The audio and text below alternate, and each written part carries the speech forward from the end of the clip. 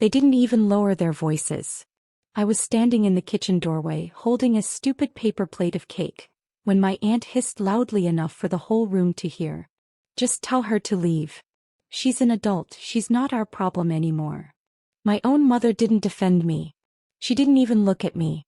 My father just sighed, annoyed like I was some inconvenience delivered to the wrong address. Then he said it. "Mia, grab your things. You're out tonight." The room fell silent. Someone muted the music. Someone else pretended not to look. Me. I just stood there, my 18th birthday candles still burning on the table behind them, wondering how the hell family could gut you so quietly. I swallowed hard. My name is Mia. And from wherever you're watching this, stay with me. Because I need to ask you something. Have you ever been treated like a stranger in your own family? I didn't argue. I didn't cry. I walked out with a backpack that wasn't even zipped all the way, while my cousins whispered behind their hands, pretending to care. The porch light clicked off before I even made it to the sidewalk. So that night, I slept behind the old laundromat, my head on my backpack, my birthday money already stolen from my pocket by someone quicker than hunger. For 3 days I wandered. For 3 nights I froze. But every evening at the corner of Maple and 6th I'd see her. A small, quiet woman sitting on folded cardboard, hands tucked into her sleeves. Something about her calmness made me stop. Maybe because she didn't look through me the way everyone else did. I gave her a few crumpled dollars each night. Not because I had much, because I had nothing. On the 4th night when I bent down to hand her $1, she suddenly reached out and gripped my wrist with surprising strength. Her voice was barely a breath. "Don't sleep on the street tonight." I froze. Her eyes, gray, sharp, old, locked onto mine. "Get a hotel room," she whispered. "Tomorrow, I'll show you something important." I didn't know it then, but that whisper. It wasn't a warning. It was the first domino falling. And by the time I realized what she really meant, my entire life, my family, my future, my identity, had already begun to crack open. I should have walked away. I should have chalked her words up to street corner superstition and kept moving like everyone else did. But there was something in her eyes, something urgent, something knowing, that crawled under my skin and refused to leave. So I did the stupid, desperate thing. I used the last $42 I had to book the cheapest motel room I could find. The kind of place where the sheets smell like bleach and the walls feel damp like they're sweating fear. I locked the door behind me and pressed my back to it. For the first time in days I was inside. Warm. Off the concrete. But I didn't trust it. I barely slept, just drifted in and out, clutching my backpack like someone was going to pry it out of my arms. At sunrise, I splashed my face with cold water, tied my hair up and forced myself back toward Maple and 6th. She was already there. Sitting exactly the same way as always. Calm, still, like she'd been waiting for me the entire night. When she looked up, her gaze hit me like a target locking in. "Good," she said as if she had expected me to obey her. "You listened." I swallowed. "You said you'd show me something." She didn't answer. Instead she lifted her hand, thin, trembling, and pressed something small and metal into my palm. A key. Old. Heavy. Bronze. The teeth were oddly shaped, like it wasn't meant for a regular door. I stared. "What is this?" "To what?" She didn't blink. "To your future." A chill slid down my spine. She nodded toward the street behind me. A black SUV sat at the curb, windows tinted, engine running like it had been waiting for its cue. My stomach tightened. "Who is that?" I whispered. The woman didn't look at the car. She looked at me. "Someone who owes me a favor," she said. "Someone who will take you where you belong." I stepped back. "No. This is crazy." She reached forward and gripped my hand again, firmer this time. Her voice dropped to a rasp. "You've been thrown away, Mia. But not by accident." My breath caught. "Your family knows something you don't." My heartbeat stuttered. Before I could ask, before I could breathe, the SUV door opened. A man stepped out. Dark jacket. Sunglasses. Not threatening, but definitely not random. He looked at me like he'd been searching for me. "Mia," he called. My pulse hammered. I glanced back at the old woman, my silent corner guardian, expecting an explanation, a reason, anything. But she just nodded once, slow and heavy, like sealing a fate she already understood. Go, she whispered. Your life starts today. And I didn't know why. But stepping toward that SUV felt less like a choice. And more like stepping into the truth someone had been hiding from me since the day I was born. The man didn't smile. Didn't rush. He just held the car door open like this was some prearranged pickup, like I was expected. I hesitated on the curb, the key still sweating in my palm. Who sent you? I managed. He answered with a question that froze my blood. You don't know about her, do you? Who? He looked almost sorry for me. Your grandmother. My chest tightened. I don't have a grandmother. Both died before I was born. That's what you were told, he said calmly. Now get in the car. I should have run. I should have turned around and demanded answers from the old woman, but when I looked back, the corner where she sat was empty. Gone. As if she'd evaporated into the morning air. My throat closed. Something was happening, something big, and whatever it was, it had already swallowed me whole.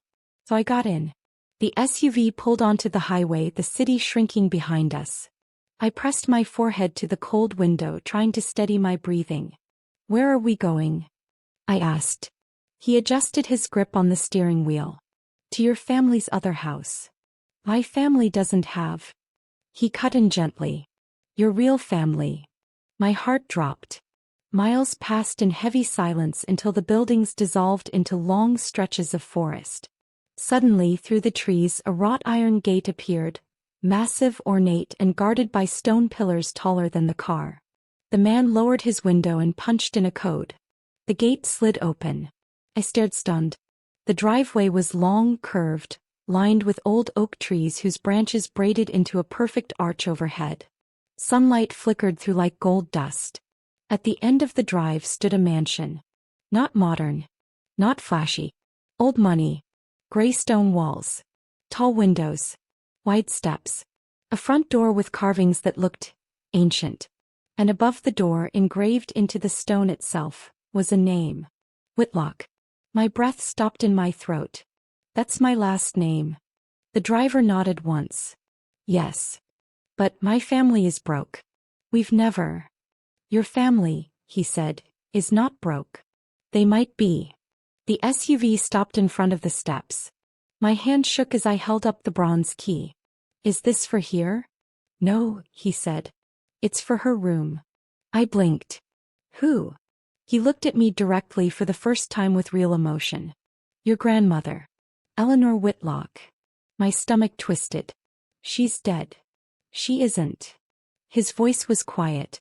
Not yet. The front doors opened. And there stood a woman, tall, elegant, hair silver like frost, leaning on a carved cane.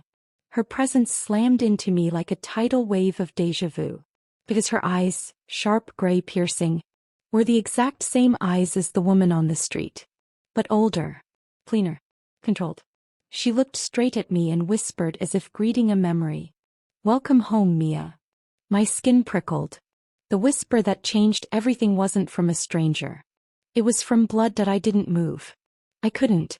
The woman standing in the doorway, elegant, polished, powerful, had the same eyes as the frail woman on the street. But that made no sense. Her voice, smooth but breathy, wrapped around me like a ghost. You look just like your mother did at 18. My heart slammed against my ribs. I don't understand, I whispered. You were on the corner. You were. She lifted a single finger. No, Mia. That was someone sent to bring you to me. I froze. Someone who looked exactly like her? Someone who spoke like her? Someone who knew my name? She seemed to read my thoughts. No blood relation. But she owed me a debt. Her eyes softened. She paid it by bringing you home. Home. The word tasted wrong. I stepped back, shaking. My parents always said both my grandmothers died. A bitter smile touched her lips. Your parents lie easily. Too easily. The man who drove me carried my backpack inside as if this was already decided. But my feet rooted to the stone. The mansion felt like it was breathing, like it was waiting. I finally gathered enough air to choke out.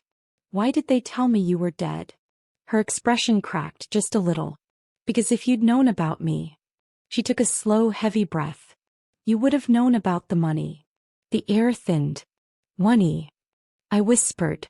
She gestured to the massive door behind her. Come inside. I can't say what needs to be said out here. I followed her, because what else could I do? And the moment I stepped in, the house swallowed me whole. Old portraits. Marble floors. A chandelier big enough to crush someone if it fell. Everything smelled like cedar and generational power. She led me into a study with walls of books and a desk that looked like it belonged in a museum. Eleanor Whitlock lowered herself into a chair. Mia. I am dying. The words hit like cold water. No emotion. Just truth.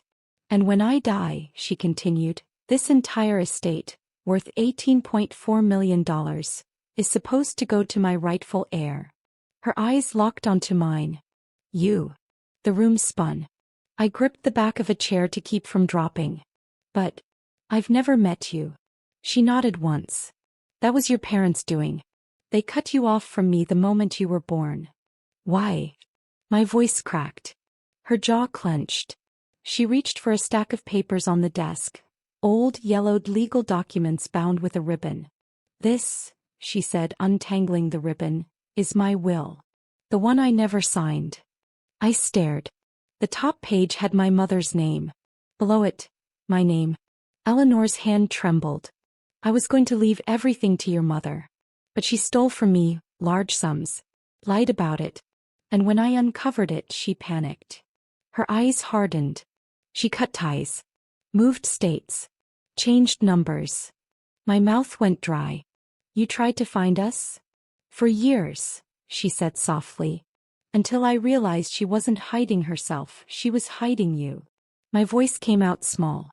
Why keep me away? Her stare sharpened.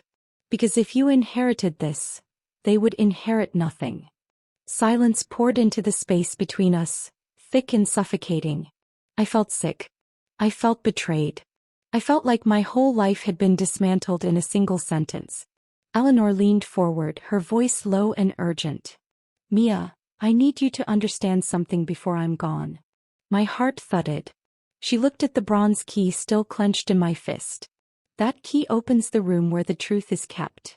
I swallowed hard. What truth? Her eyes glistened with something I couldn't name. The reason your parents kicked you out wasn't about money. My blood froze. It was about what they found in that room. And just like that, the mansion didn't feel grand anymore. It felt dangerous, alive, and full of secrets that wanted out.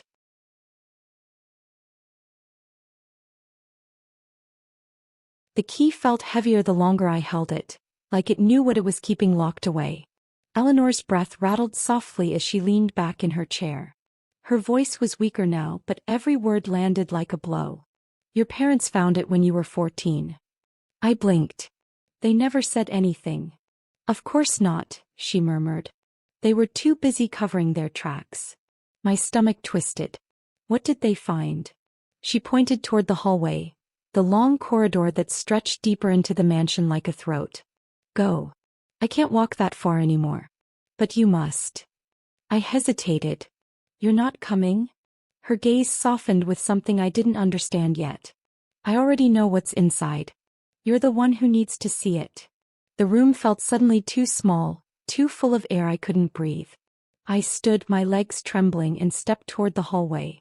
The man who drove me stayed against the wall, hands clasped behind his back as if guarding something invisible. Will you come with me? I whispered. No, he said. This part is for you alone.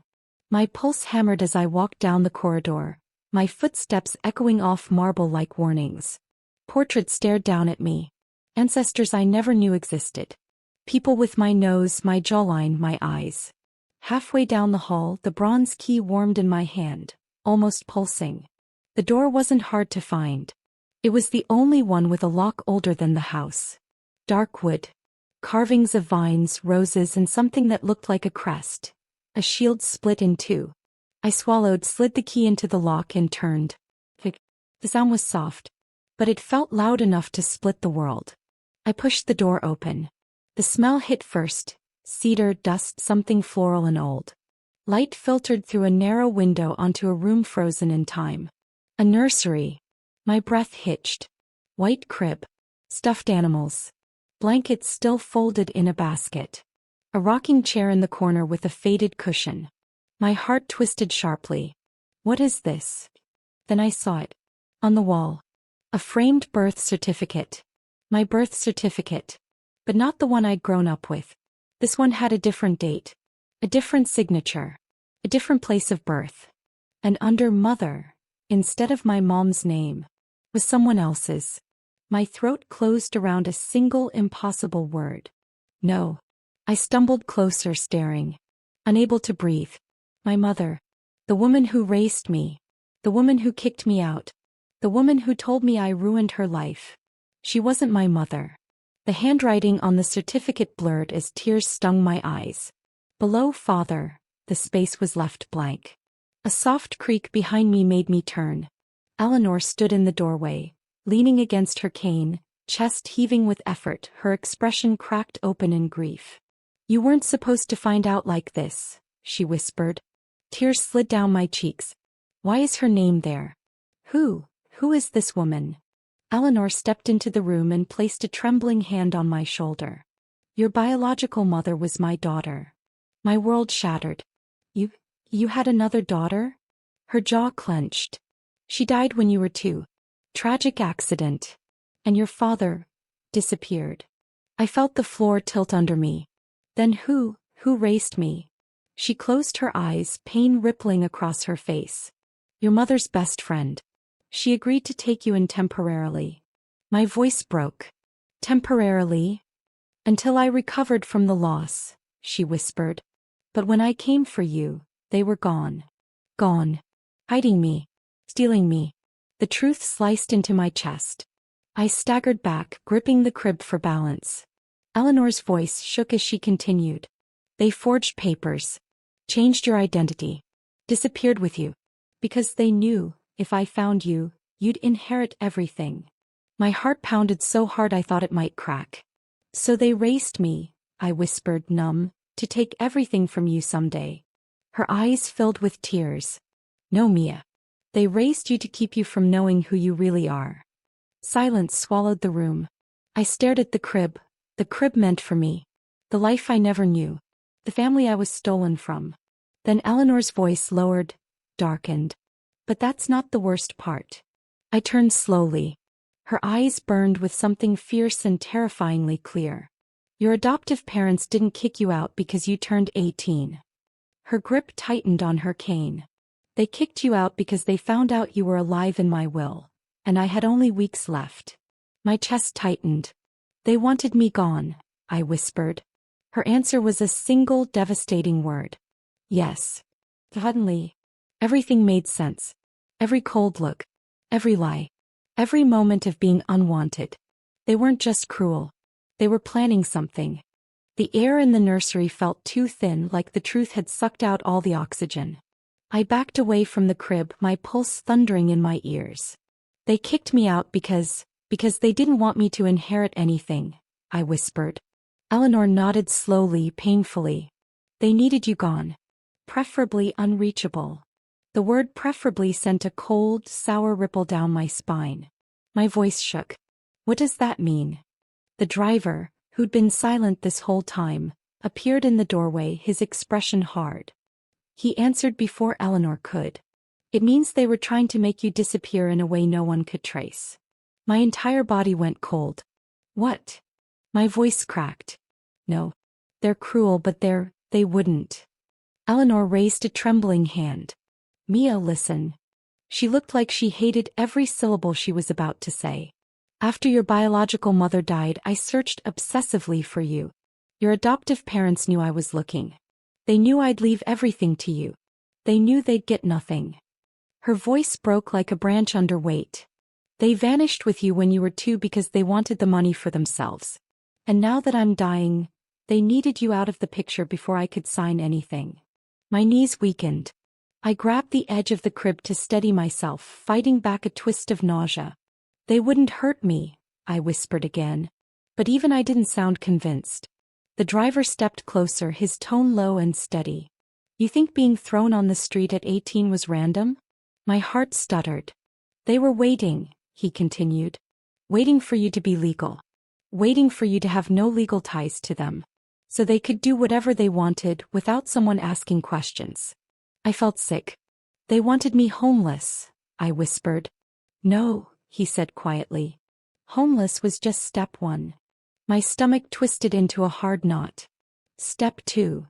He exchanged a grim look with Eleanor. It was Eleanor, frail, silver-haired, breathing shallow, who delivered the blow that shattered whatever illusion I had left. Step 2 was making sure you didn't survive long enough to learn the truth. I couldn't breathe. Tears blurred my vision. You're saying they planned to let me die?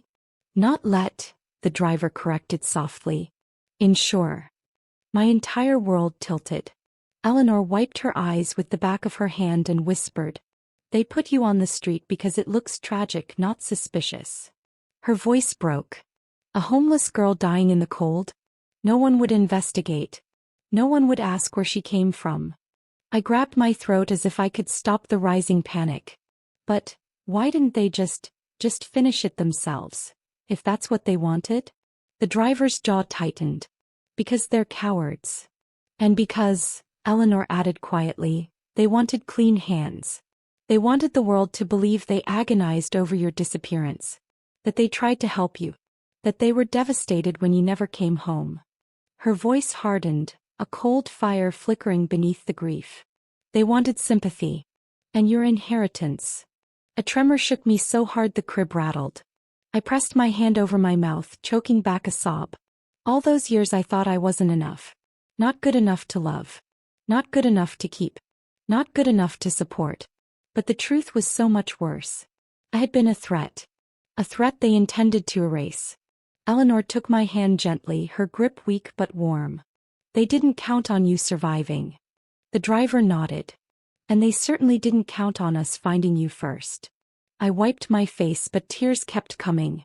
My voice was barely a breath. So, what do we do now? Eleanor's eyes sharpened, cold, calculating, fierce. The softness was gone. The grandmother had vanished. What stood before me now was a Whitlock matriarch ready for war.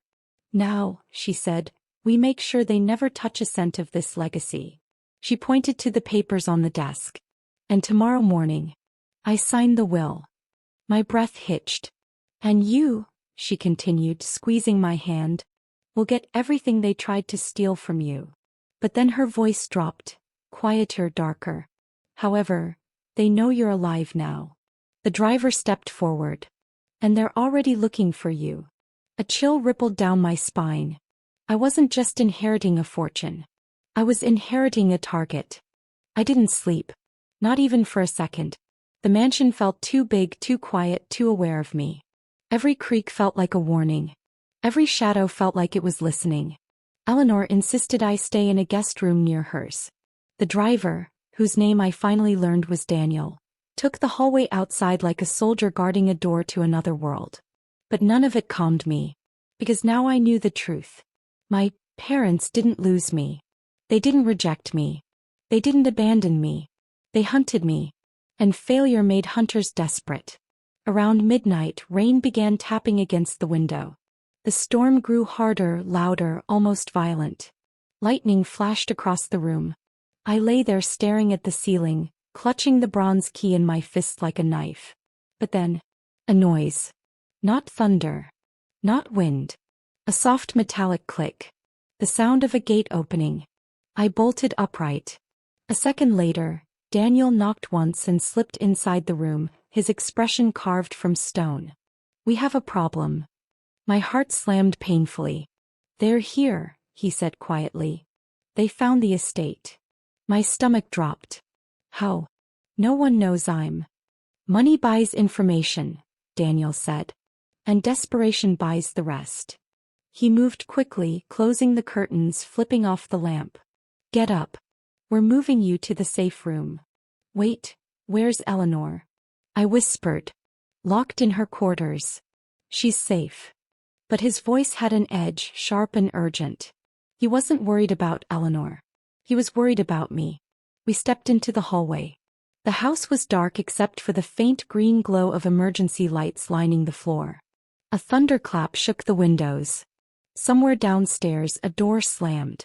I flinched. Daniel pressed a finger to his lips, then guided me silently toward the east wing, toward a staircase that led underground. But as we reached the top of the stairs, footsteps, heavy, determined, coming straight toward us. My breath caught. Daniel's voice dropped to a whisper. Back. Move back. Now. We retreated down the hall toward Eleanor's room. But something stopped me cold. A voice. A voice I knew far too well. Mia. My entire body iced over. It was my adoptive mother. Soft, trembling, manipulative in all the ways I now recognize too clearly. Mia, honey, where are you? Her sob cracked through the silence. We're so worried. We just want to talk. Daniel's eyes widened, his expression unreadable but furious. Don't respond, he mouthed. But my mother kept going, her voice smooth, dripping false sweetness like a snake wrapped in silk. We didn't know you were staying out here. If we had known, we would have come sooner. Lightning flashed, illuminating her silhouette at the far end of the corridor. She wasn't alone. My adoptive father stood beside her, holding something behind his back. I froze. Even from the distance I could see the shift in his posture. The cold calculation. The anger. The intent. Daniel stepped in front of me, blocking their view. My mother's tone sharpened, slipping from sweetness into something I hadn't heard before. Something real. Something lethal. Mia. Come here. Now. Daniel's voice was barely a breath. Run. My legs moved before my brain caught up. We sprinted back through the hallway, turning into a narrow servants' passage. The walls closed in, the echoes of their footsteps chasing us. My father roared. A sound I'd never heard from him. Not even in arguments. Not even when he was cruel. I realized with horrifying clarity. They didn't come to talk. They came to finish what they started. Rain pounded the windows as Daniel shoved open a door at the end of the passage. We stumbled into a hidden room lined with steel. He slammed it shut and locked it. For a second all I could do was gasp for air. I pressed my back to the cold metal wall, hands shaking uncontrollably. Daniel crouched in front of me, gripping my shoulders. You're safe. Do you hear me? He paused. Tomorrow morning Eleanor signs the will. After that, they can't touch you. I nodded, tears streaking down my face. But deep down I knew something he hadn't said. They weren't going to wait until tomorrow. They were going to try again. Tonight. And if I was going to survive this, I couldn't keep running. I would have to face the two people who raised me, and destroy the plan they built around my death. The room was silent. Not the kind of silence that suffocates, but the kind that exposes every guilty heartbeat in the room. My father stood near the window, staring at the mansion's courtyard as if the truth might disappear if he ignored it long enough. My mother clutched the edge of a marble counter, knuckles pale. And my sister, trembling, looked like she had swallowed every lie she'd ever told about me. I stepped forward, the folder in my hand glowing under the chandelier light. You bought this, my father whispered. You bought this house. No, I said softly. I bought all of it. I placed the deeds on the table, one after another. The mansion. The land it sits on. The adjacent lot they always wanted to turn into a guest house. Every square inch. They belonged to me now. The same daughter they had thrown out like trash. My voice stayed calm, steady, deadly in its softness. You didn't kick me out of your life that night, I said. You kicked yourselves out of mine. My mother took a step forward. Emily, honey. No, I said. Save it. I turned to my sister who looked like she wanted to shrink into the floor. You used to laugh at me, I said. Call me the family failure. You told everyone I'd never be anything. And when I was standing outside that night, freezing, you didn't open the door. Her lip trembled. I'm sorry. Sorry doesn't undo who you were when it mattered. She dropped her gaze. Then I faced my father, the man who once told me discipline meant breaking me for my own good. You threw me out, I said. Now I'm returning the favor. I slid a final paper across the table. A formal eviction notice. Their eyes widened at the same time. You have 30 days, I said. And then I expect this house cleared. My father's voice cracked. You can't do this. I already have. He sank into a chair, head in his hands. For the first time in my life he looked small. Human. Weak. But I didn't feel joy. I felt release.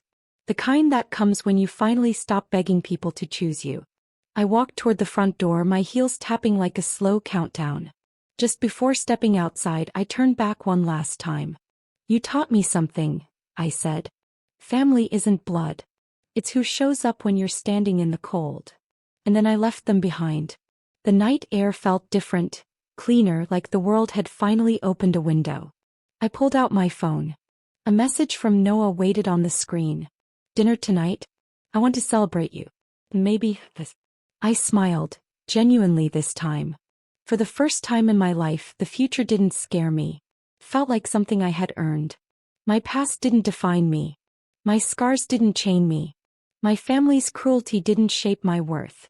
I had rebuilt myself. No. I was free.